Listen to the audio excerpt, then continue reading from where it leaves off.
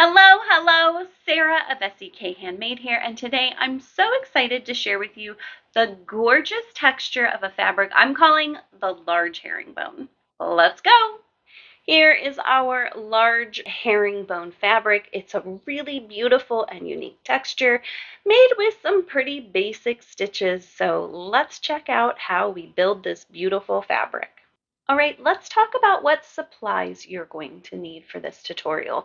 You can pick any weight yarn. I have picked Wool Spun by Lion Brand. This is actually a discontinued yarn, but it's one of my favorites. It's a nice plush, bulky weight yarn. And then you'll just also need a matching hook. This can be whatever hook size you prefer to work with the weight of yarn that you're using. Remember, we're just practicing here, so this combination doesn't have to be perfect. All right, let's dive right into the large herringbone stitch pattern. We're going to start off by working our chains. So for the main stitch of the pattern, we're going to need a multiple of 2.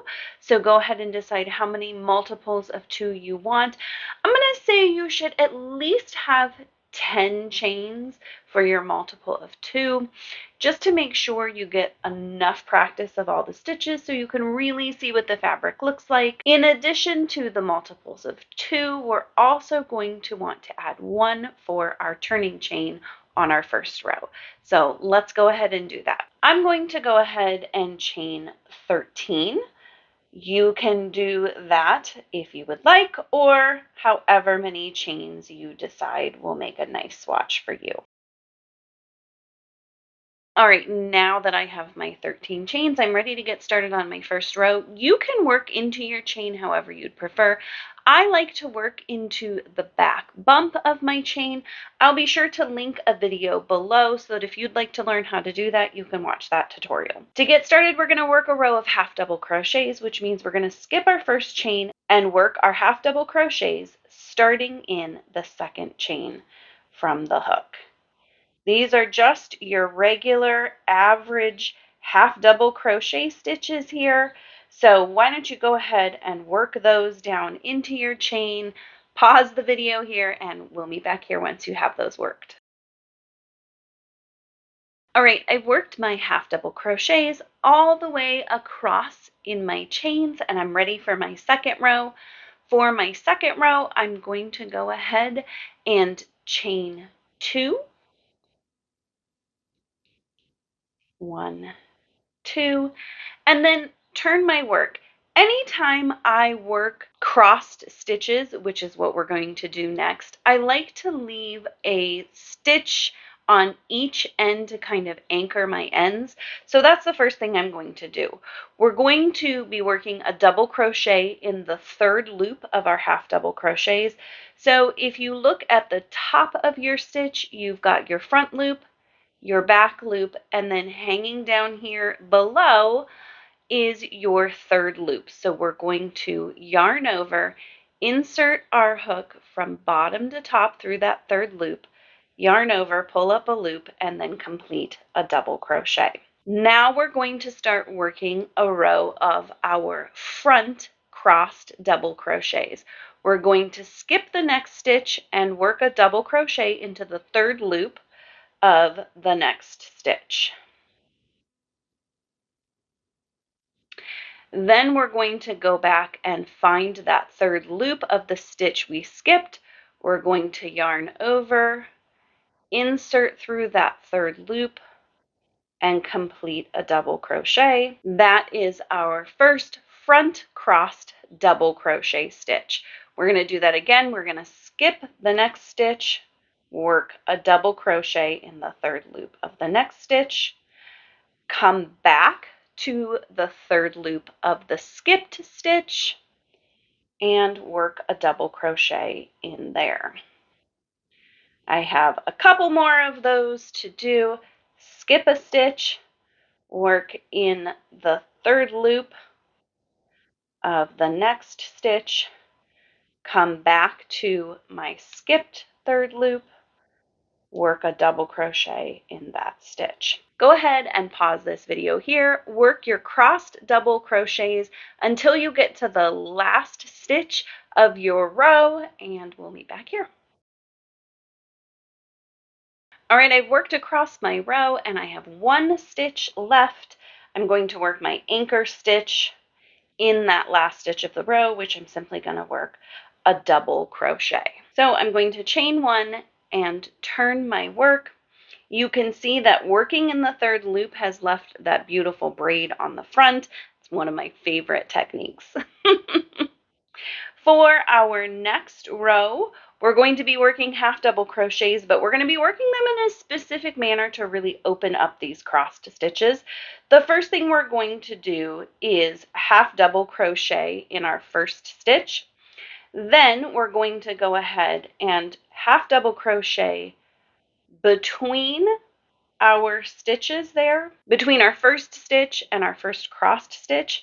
And then you're going to want to kind of open up your crossed stitches. We're going to go all the way down between our crossed stitches and work a half double crochet. So we're going to alternate going between the crossed double crochets and then in the center of the crossed double crochets.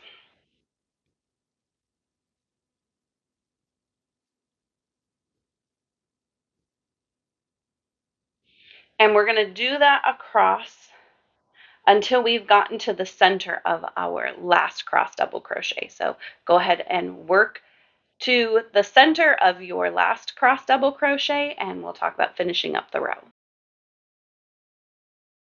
All right, now we're not going to work a half double crochet in between our final cross double crochet and our final stitch, or that would add a stitch to our stitch pattern. So we definitely want to remember not to do that.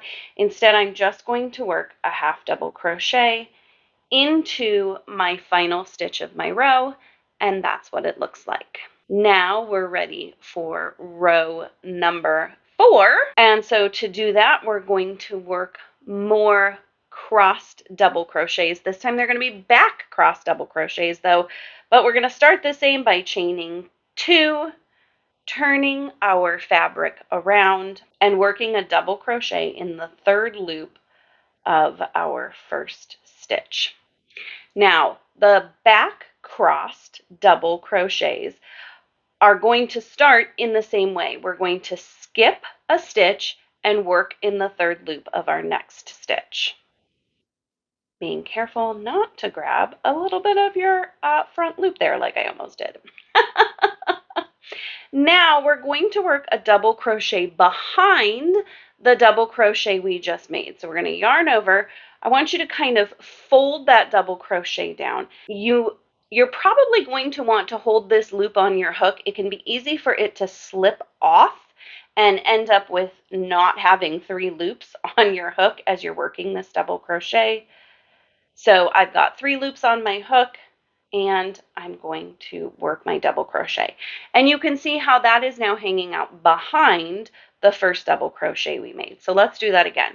You're going to yarn over, you're going to skip the next third loop, work into the next one, work a double crochet, that's the easy part. We're going to yarn over, we're going to trap our loop with our finger, fold down. We want to keep our yarn kind of behind here so that it's not slipping off. We're going to find that third loop that we skipped hanging out right there.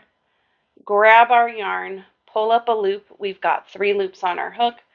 Yarn over, pull through 2, yarn over, pull through, yarn over, pull through 2, and we've got our second back crossed double crochet. Let's do that one more time. This one's a little more tricky. Skip our third loop, go to our next third loop, work a double crochet, yarn over, pull our work forward towards us so that we can find the third loop that we skipped. Grab our yarn, pull up a loop through that third loop, yarn over, pull through 2, yarn over, pull through 2. Keep working your back crossed double crochets until you get to your last stitch, and we'll meet back here. All right, I'm to the end of my row, and just like before, we're going to work a double crochet in the third loop of our final stitch, to anchor both ends. Let's do one more row to talk about how we're going to place our half double crochets into these back crossed double crochets. For our next row, we're going to chain one, turn our work around, go ahead and work a half double crochet in your first stitch, and then we're going to place the rest of our half double crochets in the same way we did down here. So we're going to place a half double crochet between our first stitch and our first cross double crochet. And then we're going to place a stitch between our crossed double crochets. So it's going to feel a little different because the cross double crochets are crossed in the opposite direction. That's totally normal. So we're going to continue working between our crossed double crochet stitches and then in the center of our crossed double crochet stitches. So in between and then in the center. And sometimes I find it helps to kind of bring my hook around like that to work in between those stitches. And then you can continue all the way across in that manner. I just have one more to go here. I'm going to work between the double crochets of my last crossed stitch, and then I'm not going to work in between my last cross stitch and my final stitch to make sure that I keep my stitch count the same, and I'm just going to work a half double crochet in that last crossed stitch. Now, I want to show you how crossing the double crochets affects the fabric. Crossing all of them in the same direction in one row and then in the opposite direction in the other row means that we have lines that slant this way in this row and lines that slant this way in the next row. Alternating between those two slants gives that kind of large herringbone texture in between, and then it's surrounded by these beautiful braided third loop stitches. I hope you really love making this stitch pattern. Such a gorgeous, flexible stitch pattern that can be used in all sorts of beautiful patterns. If you enjoyed this tutorial, I would love it if you would like, subscribe, turn on notifications so you don't miss out on any tutorials in the future. Be sure to check out the show notes below for important links related to this video. And until I see you next time, happy crafting!